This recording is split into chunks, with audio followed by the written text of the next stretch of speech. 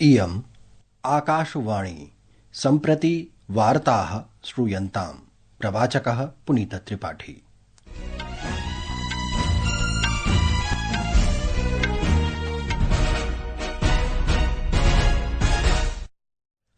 आदौ मुख्यवार्ताः।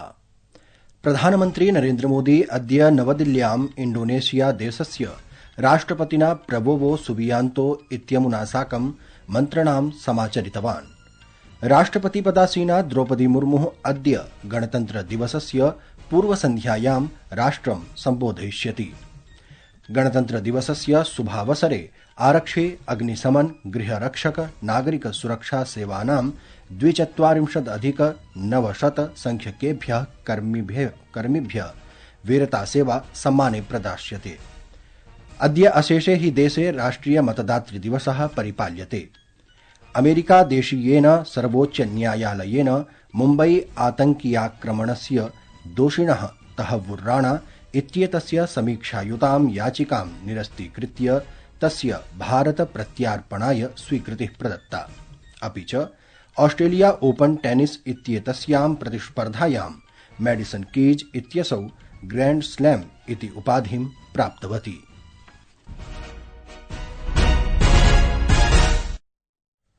अथ वार्ताः विस्तरेण। प्रधानमन्त्री नरेन्द्र मोदी अद्य नवदिल्ल्याम् इण्डोनेशिया देशस्य राष्ट्रपतिना प्रबोवो सुबियांतो इत्यमुना साकं मन्त्रणां समाचरितवान्। तदनु भारत इण्डोनेशिया देशाभ्याम् अद्य स्वास्थ्य सहयोग, परम्परागत चिकित्सा, सागरीय सुरक्षा, आतंकिकीय विकासानां क्षेत्रेषु उपस्थापितेषु सन्धिपत्रेषु हस्ताक्षरं कृतम्। अत्रावधौ तृतीयस्य भारत इण्डोनेशिया मुख्य कार्यकारी अधिकारी मञ्चस्य प्रतिवेदनानि अपि प्रस्तुतानि। उभयोः देशयोः सञ्जात द्विपक्षीय वार्तानन्तरं निजवक्तव्ये प्रधानमन्त्री नरेन्द्र मोदी न्यगादीत् यत् राष्ट्रपतिना प्रबोवो इत्यनेन सह पारस्परिक सहयोगस्य विभिन्नायामेषु व्यापकी चर्चा समनुष्ठिता। श्रीमोदिना अग्रे प्रोदीरितं यत् रक्षाक्षेत्रे सम्पद्यमानां सहयोगं वर्धयितुं भारत इण्डोनेशिया देशौ रक्षा विनिर्माण क्षेत्रे आपूर्ति श्रृंखलायां च मिलित्वा कार्यं सम्पादयितुं निर्णयं गृहीतवन्तौ। प्रधानमन्त्री अवोचत् यत् उभाभ्यां देशाभ्यां सागरीय सुरक्षा, आन्तर्जालिकापराध, आतंकवाद विषयेभ्यः निवारणाय निज सहमतिः प्रकटिता।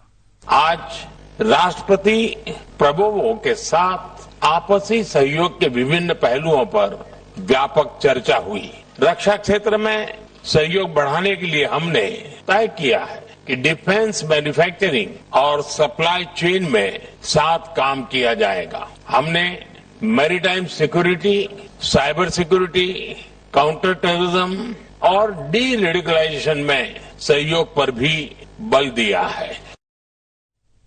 अत्रावसरे इण्डोनेशिया देशीयः राष्ट्रपति सुबियांतो इत्येषः भारतस्य स्वकीयायां राजकीय यात्रायां प्राप्त सम्मानाय आभारभारं प्रकटितवान्। श्री सुबियांतो इत्यसौ प्रोक्तवान् यत् उभयोः देशयोः मध्ये पारस्परिक कल्याणानां प्रमुखेषु क्षेत्रेषु विस्तृता चर्चा जाता इति। राष्ट्रपति पदासीना द्रौपदी मुर्मुः 76तमस्य गणतन्त्र दिवसस्य पूर्वसन्ध्यायां राष्ट्रम् अद्य सम्बोधयिष्यति। सम्बोधनमिदम् आकाशवाणी, दूरदर्शनयोः सर्वासु वाहिनीषु हिन्दी, आंग्लभाषयोः सायं 7 प्रसारयिष्यते। दूरदर्शन वाहिन्यां हिन्दी, आंग्लभाषयोः सम्बोधनस्य प्रसारणानन्तरं दूरदर्शनस्य क्षेत्रीय वाहिनीभिः प्रादेशिक भाषासु प्रसारणं भविष्यति। आकाशवाणी रात्रौ 9:30 क्षेत्रीय भाषा संस्करणस्य अस्य प्रसारणं करिष्यति।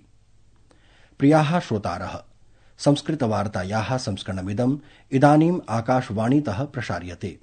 सममेव कार्यक्रमोऽयम् आकाशवाण्याः अन्तर्जालपटले www.newsonair.gov.in इत्यत्र अथ न्यूज ऑन एआईआर चलदूरभाषीय तन्त्रांशे अपि उपलब्धो भविष्यति। गणतन्त्र दिवसस्य शुभावसरे आरक्षे अग्निशमन गृहरक्षक नागरिक सुरक्षा सेवानां 42,900 संख्यकेभ्यः कर्मिभ्यः वीरता सेवा सम्माने प्रदास्यति। एतेषु पुरस्कृतेषु 95 कर्मचारिणः शौर्यस्य कृते चयनिताः सन्ति।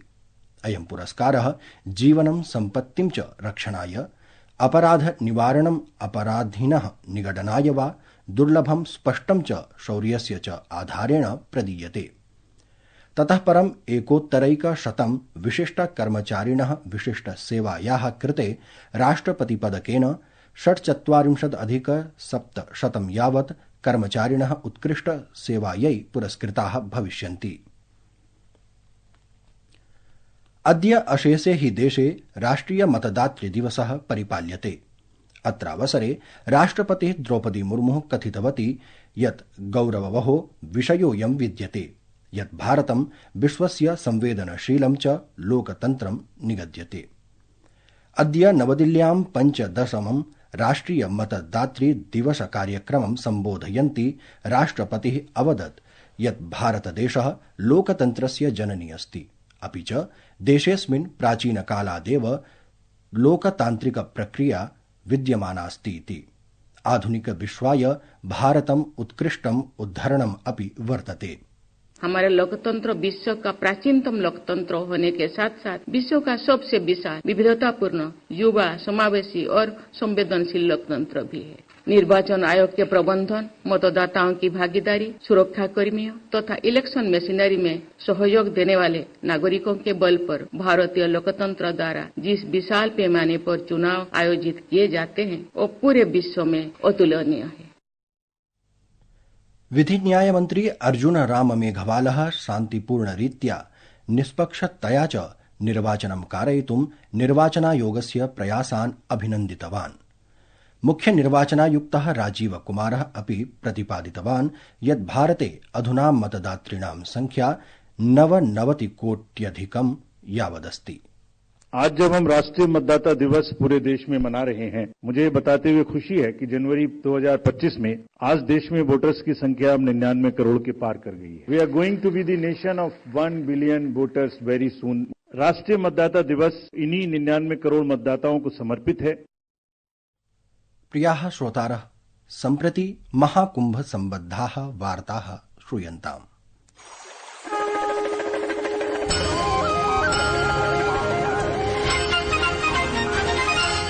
तीर्थराजे प्रयागराजे महाकुम्भे आयुष मन्त्रालयः भक्तानाम् आगन्तुकानां च कृते निःशुल्क स्वास्थ्य सेवाः प्रददाति। अस्माकं वार्ताहरः सूचितवान् यत् अद्य पर्यन्तम् 21,000,000 संख्यकाः श्रद्धालवः आयुष सेवायाः लाभान् प्राप्तवन्तः इति। आयुष मन्त्रालयः महाकुम्भे देश विदेशाभ्याम् आगम्यमानानां भक्तानां कृते निःशुल्क स्वास्थ्य सेवाः प्रददाति। 80 वैद्यानां दलमेकं 20 बाह्यरोगी विभागद्वारा अहर्निशं स्वास्थ्य सेवाः प्रददाति। वैदेशिकैः भक्तैः अपि ओपीडी इति परामर्शसहितानि आयुष सेवाः उपयुञ्जन्ते। वृद्धानां स्वास्थ्यस्य विषये विशेषम् अवधानं दातुम् आयुष वैद्यानाम् एकः समूहः समर्पितः अस्ति। एतदतिरिच्य मोरारजी देसाई राष्ट्रिय योग संस्थानस्य प्रशिक्षकैः संगमक्षेत्रे निर्दिष्टस्थानेषु प्रतिदिनं प्रातःकाले योगसत्राणि आयोज्यन्ते। एतेषु सत्रेषु अन्ताराष्ट्रिय भक्तानां सहभागिता स्थानीयानां वैश्विकानां च जनेषु आयुष सेवां प्रति वर्धमानां रुचिं विश्वासं च प्रतिबिम्बयति। संस्कृत वार्ता कक्षतः निधिः तिवारी।